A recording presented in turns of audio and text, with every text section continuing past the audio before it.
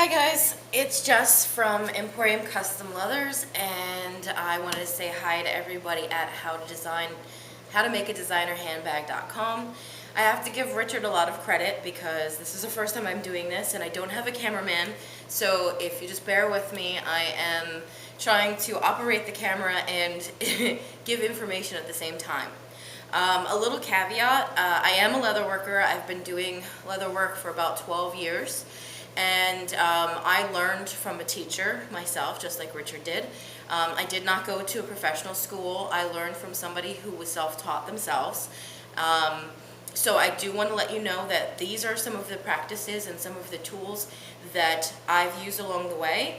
I am not the end-all and be-all of leatherworking, so I'm just going to give you some tips and tidbits along the way for things that I found worked and didn't work. The first thing I want to show you are some things that you will need if you're going to be doing leather work on a regular basis, or more than just for doing a handbag here or there. This is mainly for Adana and for Zena, who had some questions, and I think Kathy as well, but Kathy has some experience. So first thing I wanted to show you are some of the tools, and then there were some requests for people how to use certain tools. So there might be a lot of pausing and readjusting the camera. Just bear with me. Thanks guys. Next time I be back, I will show you the basis of what you need. Okay, we're back, and I will try to talk as loud as possible. My speaker is on the other side. The first thing you need to know is that there are certain pounding surfaces that are more beneficial to others. The first thing you would need is a marble block. This block is pretty heavy. It's about 20 to 30 pounds. And it serves as a good base, so you don't get a lot of bounce back. It kind of weighs down the surface so that when you're hitting something, it's not bouncing, so you don't have to hit as hard. The other thing you need to know, this is a good surface for setting rivets and anything that requires a hard, flat surface, smooth surface. It's important to know that you should never, ever, ever, ever use your metal tools on this surface. If you hit something on this surface, it will instantly dull your tools. So with that being said, the other thing that I suggest that you get would be what's called a poundo board. It's kind of like a rubbery, I don't want to say acrylic, poly something, but that's pretty much used as your punching surface for what you're doing. If you're stamping or tooling on the leather, you would basically put the leather on here, and then you would be stamping on this. You would never stamp on the actual, you're not going to cut through this, you're not going to punch through this. So this is if you're actually making rivet holes, grommet holes, any type of perforations, you would want to use this surface as opposed to this surface. When you're actually doing the stamping and the tooling that Zena was asking about, you would be doing it all on this surface because you're actually not going through the leather. I hope I'm not rambling too much, because I do ramble when I get nervous. These are kind of expensive, so you don't have to buy this if you're not doing a lot of punching.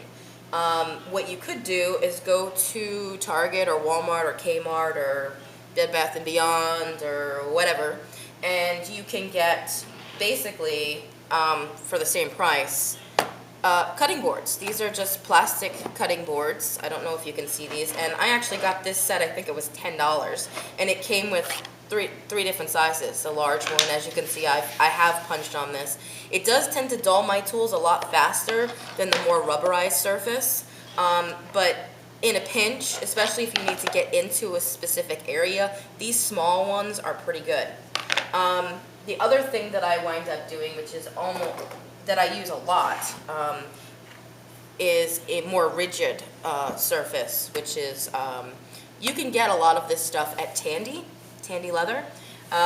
This is also another type of pounding board. It's like another poly, but it's very, very rigid. As you can see, and it's thick. They use this for cutting on also. If you're going to cut with a rotary or with my trusty X-Acto knife. I don't know if you can see me, the X-Acto knife. But for the purposes of this, I will just use my standard, what I use. And as you can see, I've used it quite often. And if it gets, too punchy on this side, if it gets too perforated on this side, you can always flip it over and use the other side. The other thing you also want to be careful with is, as you can see here, I don't know if you can see very well, that some of my apprentices have actually hit so hard that they've gone through the board. You want to make sure that you're not hitting that hard. You shouldn't be hurting your arm. The marble block and the pounding board helps to take away a lot of the shocks that go up your arm when you're hammering. The other thing that is important for you to have, if you're going to be doing this for a long period of time, or for, over and over again, is to have a mallet. Now this mallet is basically rawhide. They come in different weights. This one's pretty light. I have one that has lead in the middle of it that's heavier, but I found that over a long period of time, as I'm punching and punching and punching, my arm starts to get really tired and I wind up starting to get shock waves up my arm because it's too heavy. But this, as opposed to a metal hammer, will help to reduce a lot of that shock. It will also extend the life of your tool. I have an example of what happens when you use hammer on metal tools over an extended period of time. This is a grommet setter, and I don't know if you can see this. I'm going to come over here and see if you can see what I'm looking at. So this is a brand new grommet setter, as you can see. Obviously, I've been using this for a while. It's got some rust on it. But as you can see, the top is nice and smooth. And over time, obviously I've used this a lot, the tool will wind up mushrooming because you're using metal on metal. So it winds up cracking and distorting, and also you wind up getting hits where it'll be obvious where you're hitting because the tool will start to break off on that side. So if you're hitting at an angle, which you really shouldn't be doing, you should be hitting straight up and down. So that's just an example of why we always say to use a rawhide mallet. You can also use a rubber or a plastic mallet. I would say rubber is a little bit more difficult because it will bounce back off your tool, and I have accidentally hit myself in the face with a rubber mallet, and even though it's rubber, it still hurts, so be careful. So I wouldn't suggest rubber so much, but definitely plastic, any type of polyplastic, or the rawhide mallets. You can also use a wooden mallet too. I know some people use a wooden mallet. Now, I know Richard uses a wooden block. That kind of serves as the pounding board, but even the wooden block will eventually start to splinter and chip. So it's probably better if you're going to be using it for an extended period of time and you want to put an investment into your tools, is to definitely get some sort of rubber poly board. I don't know if they sell these in like any type of cutting, like kitchen store or anything like that.